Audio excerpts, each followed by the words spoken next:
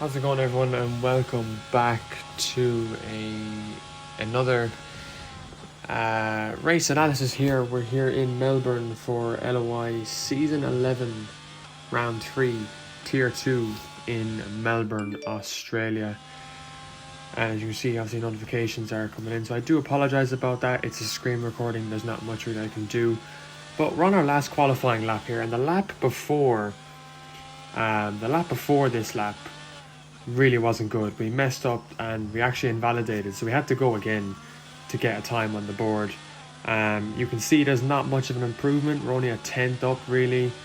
We're barely improving. Bluefoot goes pole and we only go P6 there. It's really not a good start. So on the formation lap we do choose to start on the medium tyre, and I'm assuming the standings will come up any moment now. So, not confident that we were going into this race.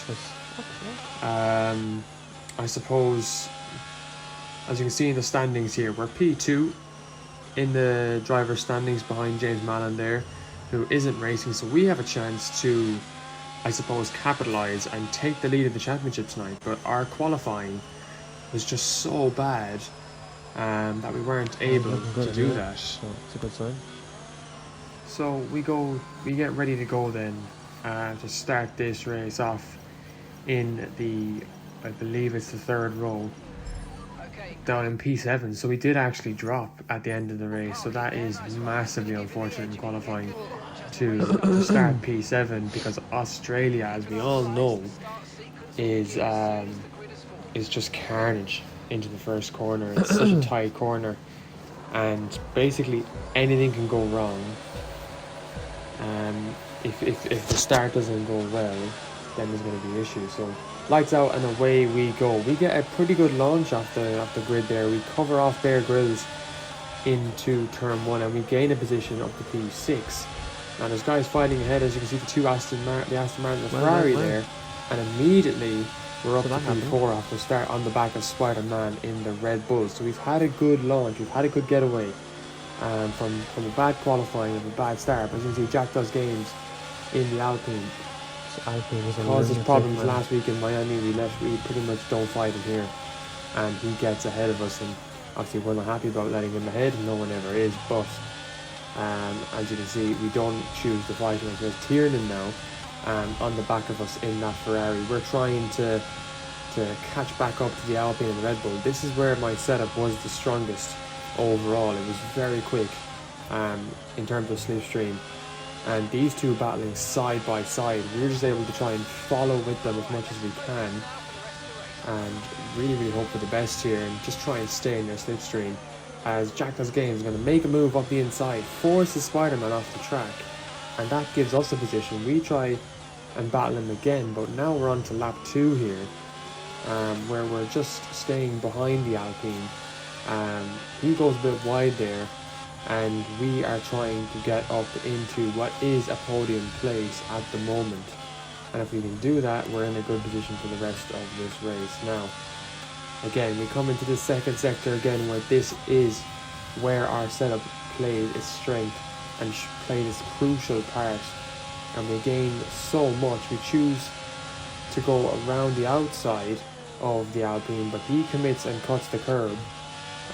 We get a much better exit than him, and this is where it all goes wrong. We tap the back of his car and he goes into the wall. You hear me say he was under braking. He wasn't. I was being stupid. He was pretty much going straight. I gave him the slightest tap and his car was in the wall. So ignore whatever I said there. As you can see on lap 8, Davra is out of the session. I did the biggest, stupidest thing. I have never done this in a race before. I assumed that because that car retired, not seeing that Davra actually retired in the pit lane, I thought a safety car was going to be coming out. So I pitted early. I have shot myself in the leg here. I've already got 3 seconds. I've already screwed myself by pitting early. And now we're going to come out in just P10. And we have shot ourselves in the foot. It's way too early to come on to the hard tires. So we've essentially screwed ourselves. And this race is classified as over, but we go a couple of laps onto lap 25. We're coming towards the end of the race, and a safety car comes out. So between lap 9 and lap 25, nothing much happened. There was about 2 safety cars. We gained nothing under them. So we pretty much just drove the rest of the race, had a 3-second time penalty, and on lap 25 we say, look, we have nothing to lose.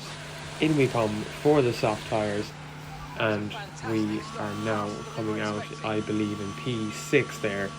So we're going to be quick, we're going to be fast, but we have 3 seconds, and we just know how much of a problem it's going to cause. And at this moment in time, I was feeling very annoyed at myself. I caused 1 or 2 accidents there. The big one obviously with the Alpine at the start, and I was very frustrated that I couldn't seem to let that go. But here we are then on the safety car restart, behind Cav and the Red Bull on the mediums, ahead Gaffo on the mediums. We have a chance to make up some places here. We just have to get this restart right. But we know in the back of our heads we have other penalties coming our way.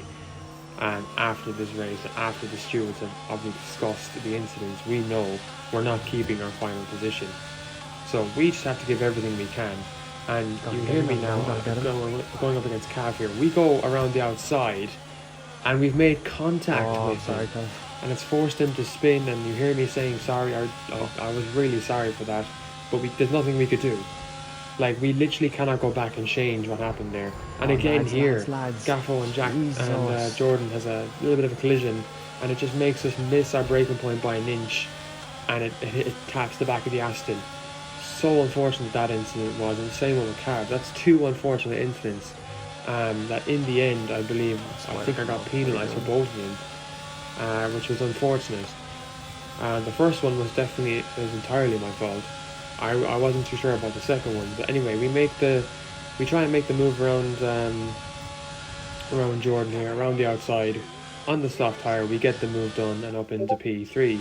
Now again, we're not keeping this position in the end. We know that we are going to drop back a lot further, and we did. In the end, we dropped, after the incident report came out, we actually dropped back to P8.